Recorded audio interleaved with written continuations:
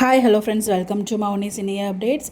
கார்த்திகை தீபம் சீரியலில் என்ன நடந்துச்சு அப்படின்றத பார்க்கலாம். ஸோ நம்ம கார்த்திக்கும் ரேவதியும் வந்து பார்த்திங்கன்னா அந்த பொறுக்கியை போய் பார்க்குறதுக்காக போகிறாங்க. அதுக்குள்ளாட்டி வந்து போயிடுறாங்கள ஜாமீனில். ஸோ அங்கே போலீஸ் ஸ்டேஷன் வந்து எப்படி நீங்கள் அவளை வெளியே விடாதீங்க, ஸோ கண்டிப்பாக இதில் பின்னாடி ஒரு பெரிய டீமே இருக்குது, நெட்ஒர்க்கே இருக்குது அப்படிங்கிற மாதிரி சொல்லி, ஸோ அவங்க போலீஸுமே சரி ஓகே நான் வந்து அவங்களை கண்டிப்பாக திருப்பி இங்கே தான் சைன் பண்ண வரணும், நான் வந்து பார்த்துக்கிறேன் அப்படிங்கிற மாதிரி போலீஸுமே சொல்கிறாங்க.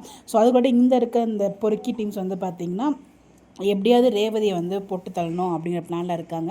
2 பேரும் வந்து கோயிலுக்கு போகிறாங்க. நம்ம கார்த்திக் ரேவதி அவங்களோட 2 டேஸில் ஆனிவர்சரி இருக்கு இல்லையா, ஸோ அதனால் ஜஸ்ட் சும்மா கோயிலுக்கு போகிறாங்க.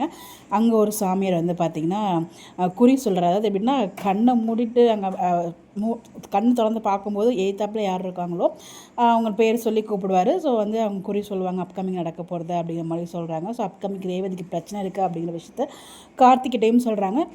கார்த்திக்கிட்ட சொல்கிறதுக்கு முன்னாடி ரேவதிக்கிட்ட என்ன சொல்கிறாங்கன்னா, உங்கள் வாழ்க்கையில் எல்லாமே நல்லதாகவே நடக்கும், பிரகாரத்தை சுற்றி வாங்க அப்படின்னு சொல்லிட்டு அவங்கள அனுப்பிச்சதுக்கப்புறமா கார்த்திக்கிட்ட எல்லாத்தையுமே சொல்கிறாங்க. இந்த மாதிரி வந்து இந்த 2 நாளில் அவங்களுக்கு ஒரு பிரச்சனை இருக்காது, உங்கள் கல்யாணத்து நாள் அன்றைக்கி ரொம்பவே பிரச்சனையாக இருக்குது, அவங்க கூட நீங்கள் எப்போயுமே இருக்கணும், எங்கேயுமே போகக்கூடாது அப்படிங்கிற மாதிரி சொல்கிறாங்க.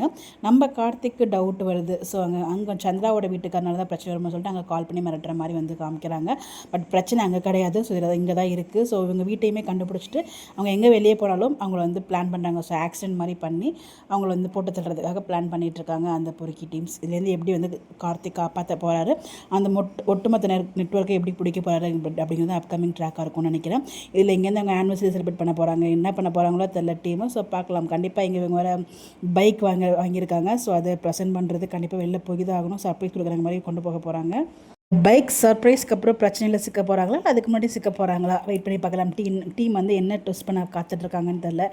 இப்போ வரைக்கும் கார்த்திக் ரேவதிக்கான தனி ட்ராக் எங்கேயுமே நம்மளால் பார்க்க முடியல.